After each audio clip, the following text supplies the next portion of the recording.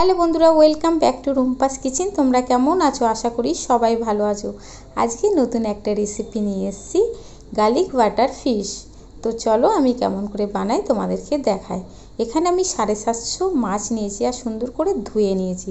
আর এখানে আমি পরিমাণ হিসেবে নুন দিলাম, আর 1 চামচ গোলমরিচ পাউডার দিলাম, 1 চামচ আদা পেস্ট দিলাম, 1 চামচ রসুন বাটা দিলাম। আর এটি আমি সুন্দর করে মাখিয়ে নেব আর 15 মিনিট ধরে আমি রেখে দেব।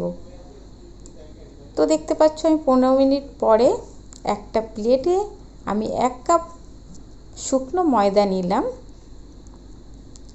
আর একটা করে মাছ দিলাম আর সুন্দর করে এই ময়দাটাকে লাগিয়ে নেব। লাগানোর পরে মাছটা একটু ঝেড়ে নেব যেন বেশি ময়দা না লেগে থাকে। তো সবগুলো আমি এমনি করে লাগিয়ে নিলাম। তারপর একটা প্লেটে তুলে নেব। তারপরে একটা ফ্রাইং প্যান দিয়ে দিলাম আর ওইতে সাদা তেল দিয়ে দিলাম। বেশি দেব না, অল্প করে তেল দেব আর সব মাছগুলো একটা করে ছেড়ে দেব।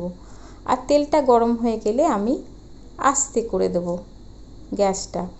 তারপর আমি 2 মিনিট পরে মাছগুলো উল্টিয়ে দেব। আর বেশি লাল করব না আর ডিপ ফ্রাইও করব না, তেমনি হালকা লাল হলে আমরা তুলে নেব একটা প্লেটে। আর সব মাছগুলো আমি এমনিভাবে ভেজে নিয়েছি।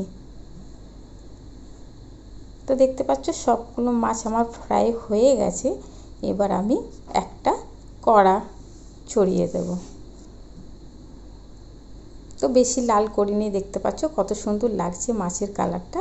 আর এখানে আমি কড়াতে একটু বেশি করে বাটার দিয়ে দিলাম। আর বাটারটার গলার আগে আমি রসুন ছোট ছোট করে কেটে রেখেছিলাম। এখানে আমি 25 গ্রাম রসুন ছিল। তো এই সবগুলো রসুন আমি ছোট ছোট করে কেটে রেখেছিলাম দিয়ে দিলাম। দেবার পর আমি এখানে ছোট টিস্পুনে 1 চামচ আমি দিয়ে দিলাম ময়দা। তারপরে দিলাম ছোট ছোট করে পেঁয়াজ পাতা কেটে রেখেছিলাম, সেটাও দিয়ে দিলাম। দিয়ে আমি অল্প হাফ কাপ জল দিয়ে দিলাম। জল দেবার পরে আর সুন্দর করে নেড়ে দেব। আর এখানে আমি দেব 1 চামচ গোলমরিচ পাউডার আর নুন দিয়ে দিলাম আর মাছটা ঢেলে দিলাম। এবার আমি সুন্দর করে মাছটাকে নাড়াচাড়া করব।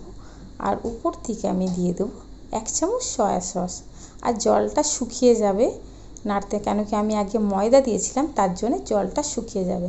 তো আমার রেসিপিটা রেডি হয়ে গেছে। দেখতে কত দারুণ লাগছে, খেতেও ভীষণ টেস্ট।